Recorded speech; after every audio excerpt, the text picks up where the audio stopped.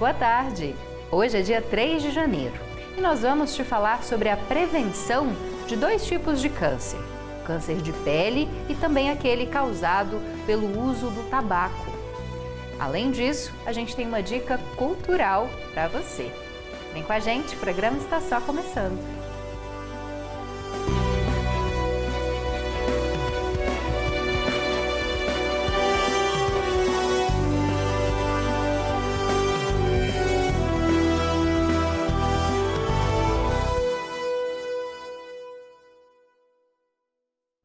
Seja bem-vinda e bem-vindo, você que nos assiste na TV UFG ou no canal do YouTube. Eu sou a Camila Maia, uma mulher cis de pele clara, tenho olhos castanhos claros e cabelos castanhos escuros, lisos e longos. Quem está à minha esquerda é a Sara Raquel. Ela faz a interpretação para Libras aqui no estúdio. E se descreve como uma mulher de pele parda, com estatura média, cabelos longos e com mechas abaixo dos ombros. Nós duas estamos de pé e atrás está o cenário do Conexões, em tons de azul claro, cinza e vermelho. Também tem uma tela bem no centro, onde agora está o nome do programa e daqui a pouco serão inseridos o nosso entrevistada na verdade, e também as nossas matérias. Mas para começar a gente vai para o nosso giro de notícias com informações rápidas e importantes para você. Em menos de 4 décadas, a área destinada à soja cresceu 9 vezes no Brasil. Em 1985, a área ocupada por essas plantações era de mais de 4 milhões de hectares. Já em 2023, ela é bem maior do que isso e equivale ao tamanho do Paraguai. Esses dados fazem parte de um levantamento que foi divulgado pela rede MapBiomas. E o relatório apontou que apenas no ano passado, o bioma onde a soja mais avançou foi o nosso, o Cerrado. E ainda falando sobre questões referentes à agricultura, mas mais voltadas à saúde. Consumir legumes e grãos pode reduzir o risco de doenças cardíacas em até 27%. Isso é o que dizem especialistas dos Estados Unidos. Um grupo de pesquisadores estudou esse assunto por 30 anos. Eles acompanharam mais de 200 mil pessoas. E a equipe da Universidade de Harvard descobriu que aqueles que consomem mais proteína vegetal e animal enfrentam um risco menor de doenças cardiovasculares e de doenças arteriais. Bom, e para fechar, uma informação importante para a comunidade LGBTQIAPN+. O governo federal lançou um programa para enfrentar a violência e garantir o direito das pessoas que fazem parte dessa comunidade e que vivem em áreas rurais e comunidades tradicionais. O programa se chama Bem Viver Mais e cria estratégias de enfrentamento à violência contra essas pessoas e também busca desenvolver novas formas de organização e convivência no mundo. Bom, e a gente volta a falar sobre saúde, viu? O câncer representa a segunda maior causa de morte no Brasil, com mais de 700 mil novos casos estimados apenas para esse ano. E um estudo revela que os tipos de câncer relacionados ao consumo do tabaco foram responsáveis por cerca de 26% das mortes por câncer no ano de 2022. Isso representa uma média de 17% dos novos diagnósticos apenas no ano passado. Bom, essa pesquisa analisa que existem 7 tipos de câncer associados ao tabaco e reforça que o cigarro se mantém como um dos maiores causadores desse tipo de doença e também um dos maiores causadores de mortes evitáveis no Brasil. Bom, e essa alta letalidade, dos tipos de câncer causados pelo tabaco é o assunto de hoje, que a gente vai conversar com a Heloísa Costa, que é médica pneumologista e aparece aqui de forma remota para falar com a gente. Olá, Heloísa, muito obrigada pela sua presença. Agradeço a senhora aqui com a gente hoje e peço que se apresente rapidamente para o nosso público cego e de baixa visão. Ok, olá Camila, olá Sara, é um prazer estar aqui com vocês. E feliz ano novo para todos nós, né? E, bom, eu sou uma mulher cis, pele clara, cabelos castanhos, com mechas médios. Estou vestindo uma blusa bege, com detalhes em verde e um colar azul. Bom, para a gente começar, doutora, explica melhor sobre esses diferentes tipos de câncer que podem ser causados pelo consumo do tabaco. A gente está falando, por exemplo, do câncer de pulmão, que eu acho que é o que as pessoas mais ligam, né, o consumo do tabaco, mas também tem câncer, por exemplo, de laringe, de boca, de língua. Explica melhor, doutora. Bom, quando falamos em câncer de pulmão, estamos falando a um dos cânceres que o cigarro é o fator mais associado. Mas eu comento em consultório que o cigarro ele pode dar doença do fio de cabelo à unha do pé, né? E o câncer relacionado ao tabagismo, ele pode estar presente muito frequentemente, mas nós temos câncer de garganta, como você falou, né? O câncer de laringe, câncer de bexiga, é comum também ter associação com o cigarro. A fumaça, ela é inalada, mas os componentes químicos presentes no cigarro são mais de 50 substâncias cancerígenas. E elas são inaladas, absorvidas e podem, então, se distribuir por todo o corpo através da corrente sanguínea. Então, não é só o pulmão o órgão mais afetado pelo cigarro em relação ao câncer. Bom, e já que a gente está falando, né, do consumo de tabaco, a senhora falou que pode afetar tanto do fio de cabelo até o dedo do pé, né? Como a gente deve falar sobre esse consumo do cigarro, porque a gente sabe que tem diminuído nos últimos anos, mas ainda se mostra muito presente nos jovens, por exemplo, e hoje com novas formas de consumo também de esses cigarros eletrônicos. Como é que a senhora pode falar a respeito disso? Esse costume de fumar, seja o cigarro convencional ou o cigarro eletrônico, ele é danoso de que maneira para a nossa saúde? Nós temos no Brasil, né, já temos há bastante tempo políticas públicas que realmente foram eficazes na redução do número de tabagistas convencionais, né, aqueles tabagistas do cigarro tradicional. Então, houve uma redução, sim, através dessas campanhas, e hoje temos um número reduzido em relação aos anos anteriores. Porém, nós temos, com a presença do cigarro eletrônico, um aumento, principalmente entre os jovens, e o que é uma pesquisa, inclusive, até recente, que mostrou que a associação do tabagismo tradicional com o consumo do cigarro eletrônico, ele aumentou absurdamente o número de câncer de pulmão. Então, ele potencializa o cigarro eletrônico, ele tem substâncias que potencializam a ação cancerígena das substâncias do cigarro tradicional. E, até isoladamente, o cigarro eletrônico, nós estamos tendo várias pesquisas que também podem estar podem relacioná-los ao câncer de uma forma geral. Porque no cigarro eletrônico nós também temos várias substâncias cancerígenas ali que podem ser adicionadas no dispositivo e manipuláveis pelo aquecimento, né? Então, uma substância que, em princípio, poderia até ser inofensiva, é um cheiro simples, mas ao aquecimento e com a inalação, ela pode se transformar e se tornar um agente cancerígeno dessa forma. Então, houve uma redução do cigarro tradicional, mas nós vemos um crescente aumento dos fumantes de cigarros eletrônicos, e isso é um risco para a população. Bom, doutora Heloísa, antes, para a gente finalizar, claro que não fumar seria a principal forma de prevenir nesses tipos de câncer.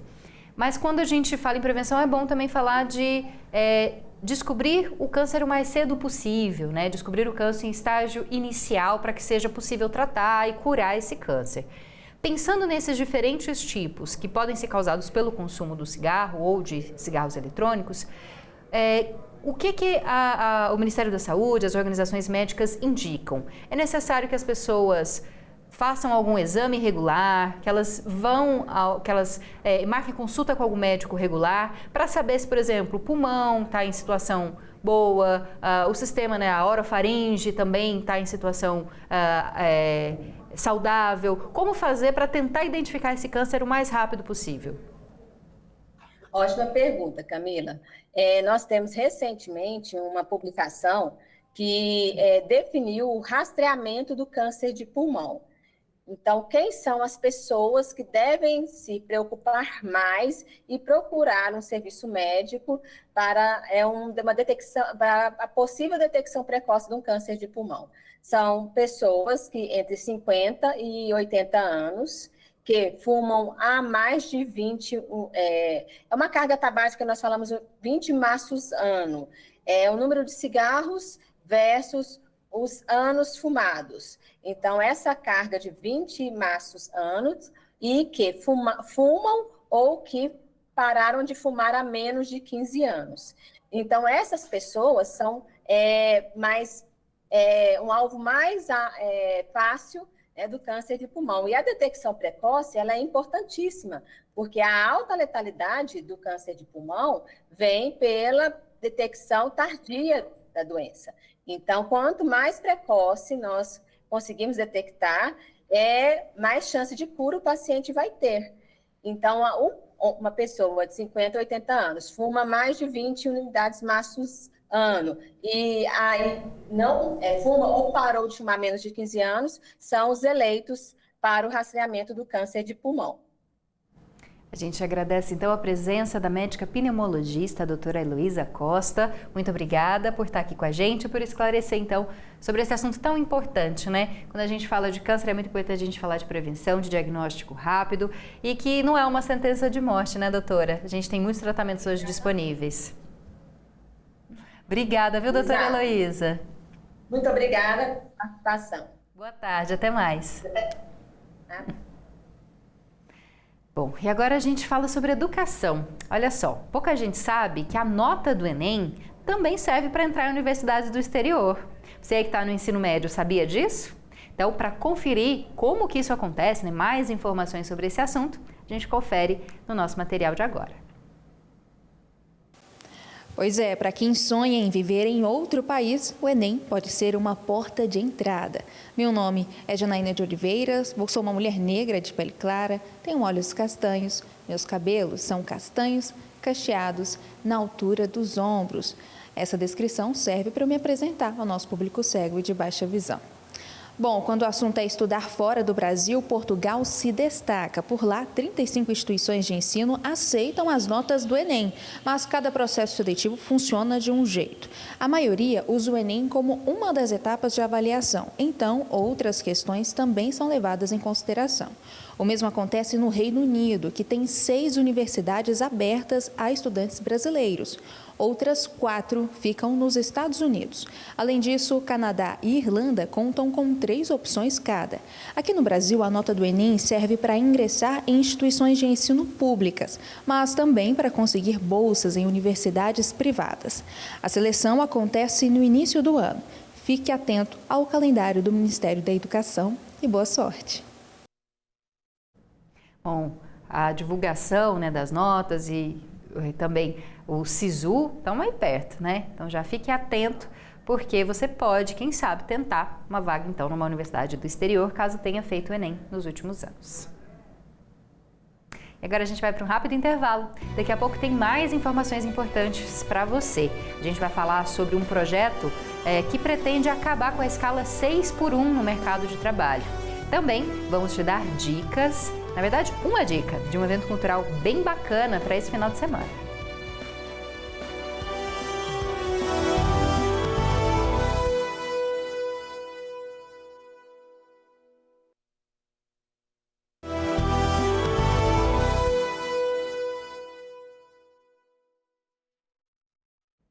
Estamos de volta com Conexões de hoje.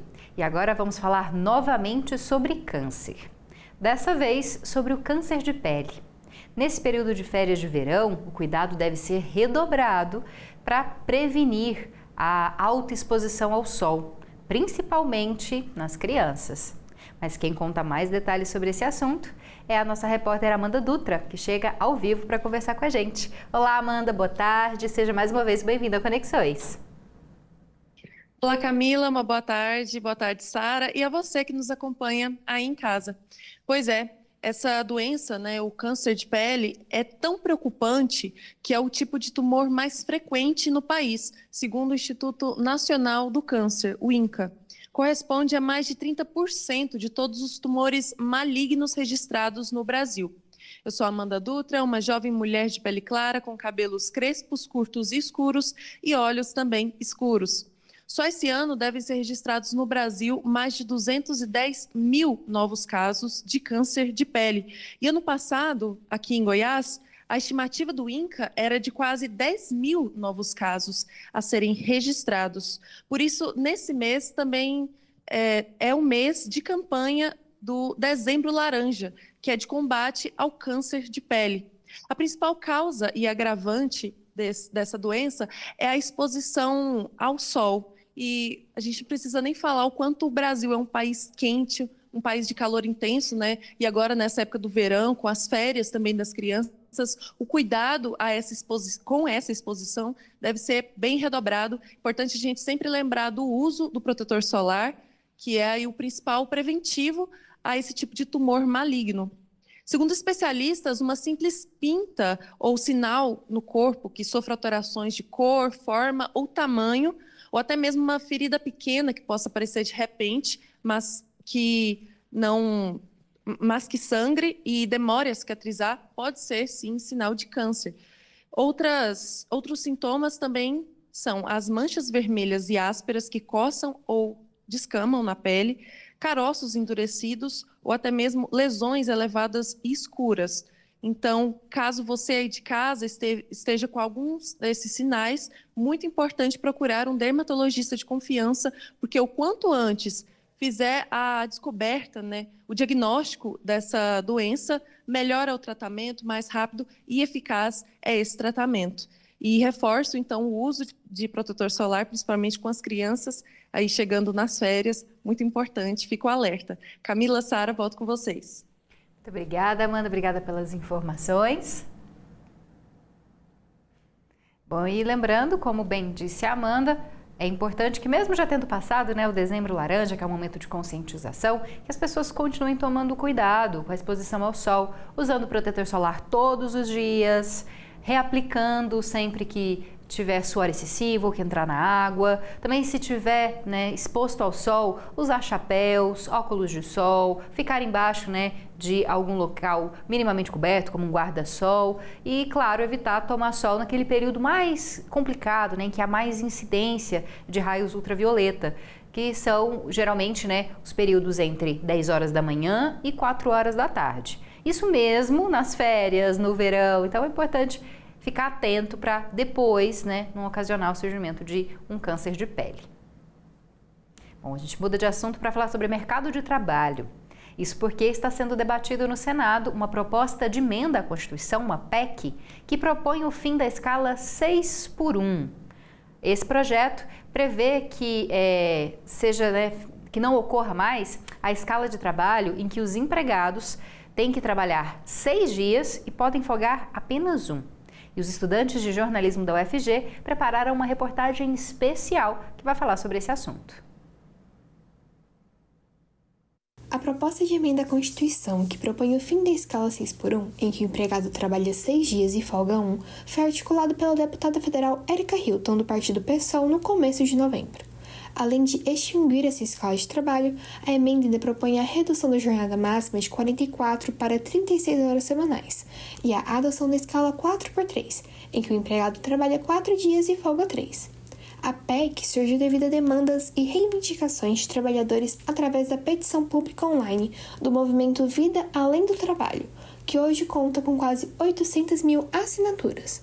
As pessoas trabalham 6 dias e chegam no domingo e não sabem o que fazer. Se vão estudar, se vão fazer um trabalho da faculdade, se vão organizar a casa, se vão cuidar dos filhos.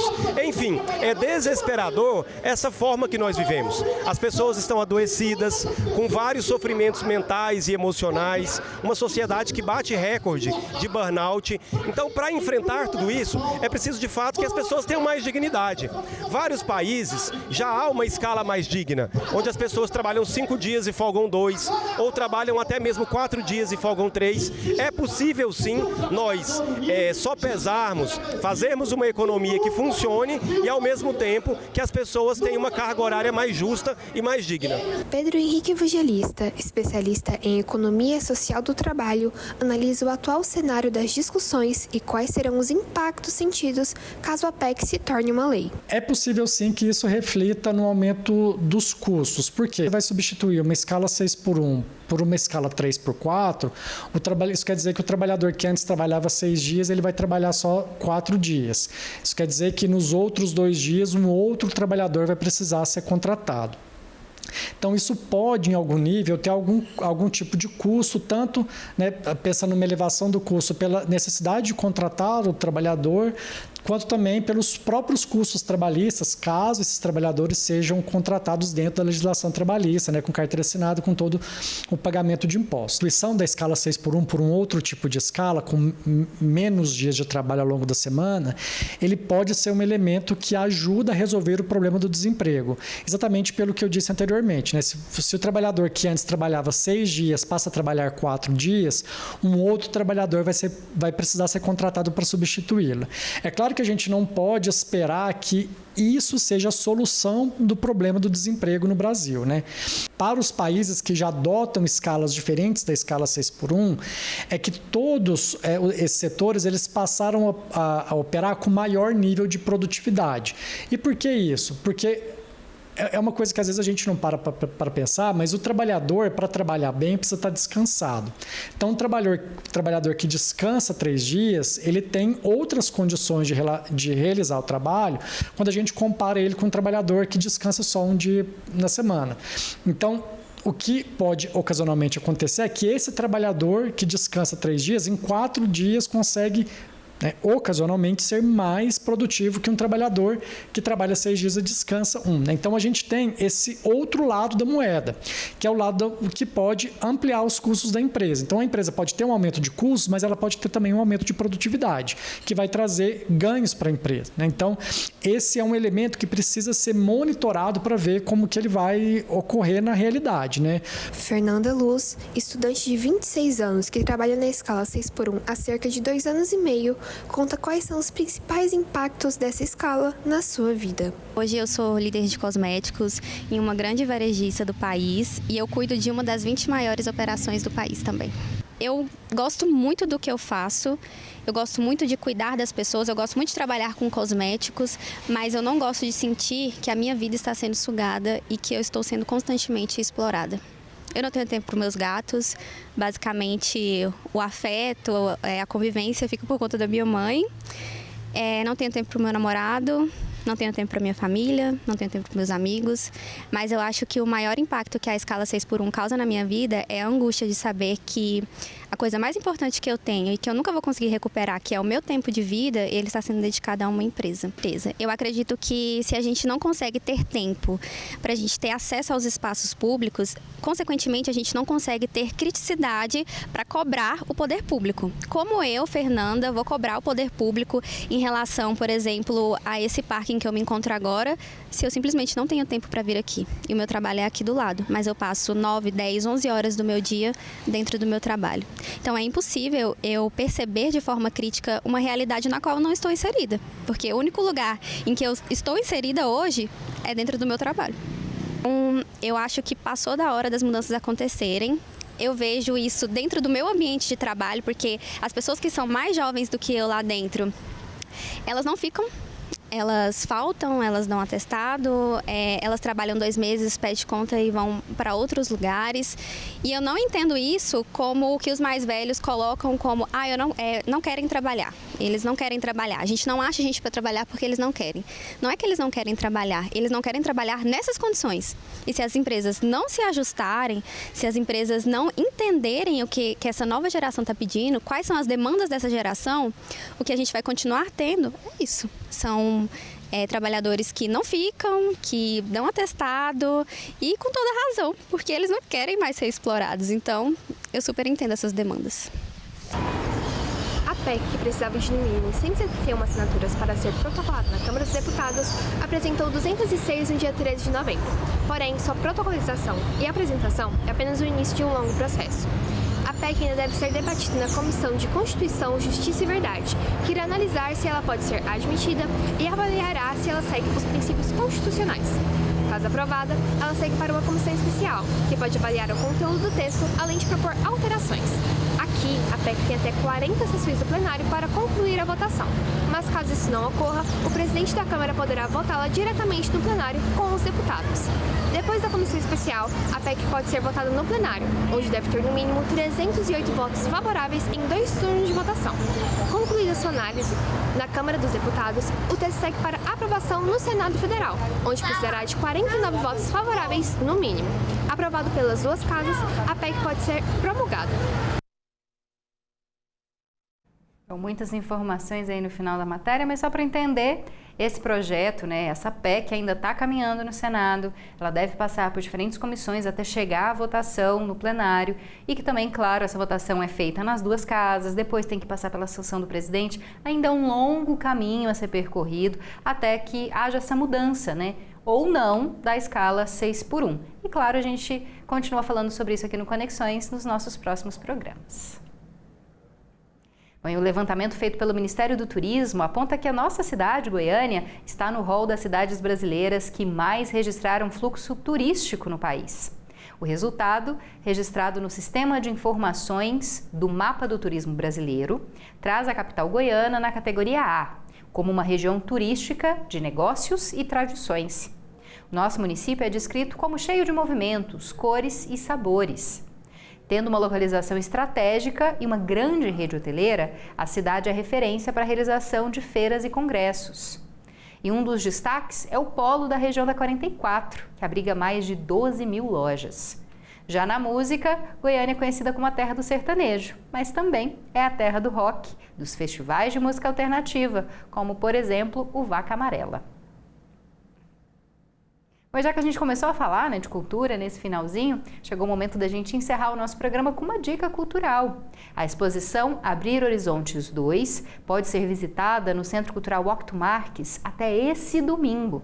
E a gente confere mais um material produzido pelos estudantes de jornalismo da UFG falando sobre essa exposição.